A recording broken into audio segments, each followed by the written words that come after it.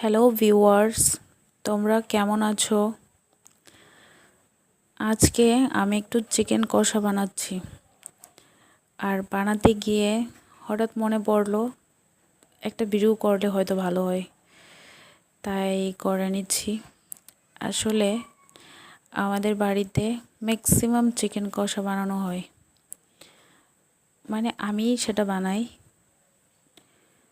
তো সব সময় তো সময়ের অভাবে ভিডিও করা হয় না, তাই ভাবলাম আজকে তেমন কোনো কাজ নেই, তাই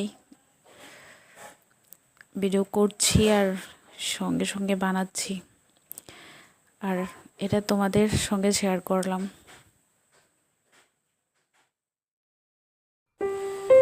আমার রান্নাটা কমপ্লিট হয়ে গেছে, তো ভাবলাম একটু সাজিয়ে নিই, তারপর তোমাদের সঙ্গে শেয়ার করব।